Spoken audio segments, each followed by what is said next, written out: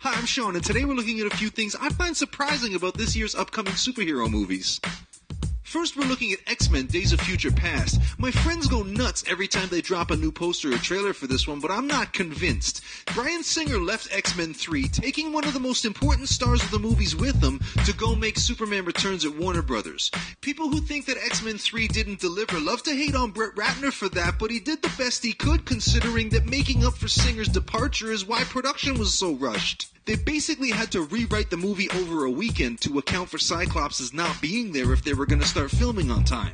And once The Last Stand was behind them, Fox had the vision to reboot the series in a really imaginative way with the stellar X-Men First Class. Matthew Vaughn directed a movie that pleased the fans, satisfied the critics, and reinvigorated the franchise. So how do you follow that up? Apparently you ditch the guy who pulls you out of the wreckage and hand the keys back to the guy who totaled the car in the first place. And he only wants back in because he blew it so bad with Superman. He says he wants to fix the timeline, bringing back the cast from his original series, but wouldn't it have been more buzzworthy to just recast all of the other X-Men characters?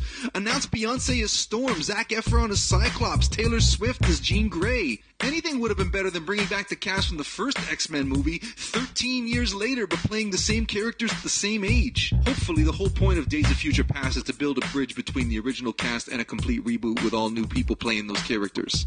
Next, I've been thinking about Captain America: The Winter Soldier. If you can remember to last year, Robert Redford spilled the beans about a plot point, and now we know that Captain America is going to have to face a very uncomfortable truth about the role of government in modern America.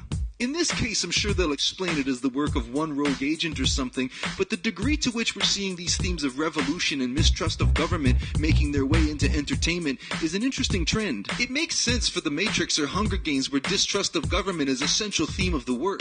But Captain America was literally created as pro-government propaganda, so this seems like a really odd direction for the character. Don't get me wrong, though, I'm really excited to see this movie. Finally, The Amazing Spider-Man 2.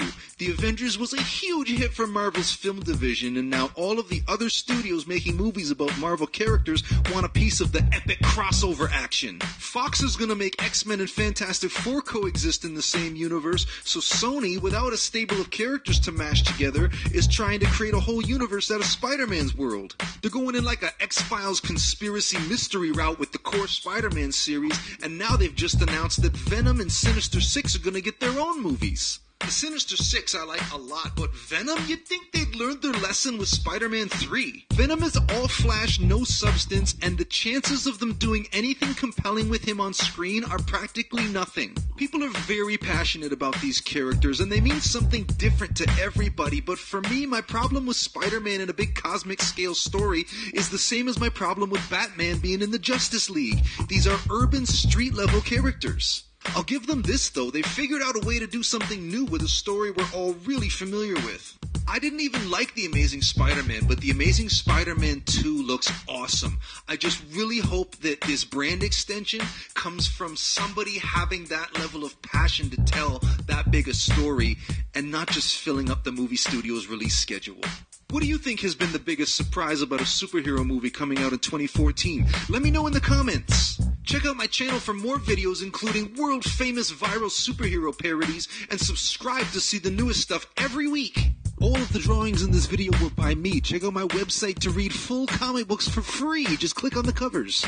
Connect with me on Instagram, Twitter, and Facebook, and be sure to check out my shout-out video every Monday on my vlog channel where I personally reply to your comments and questions. Thanks so much for watching, everybody. Here's hoping our 2014 superhero movies are awesome. I'll see you real soon.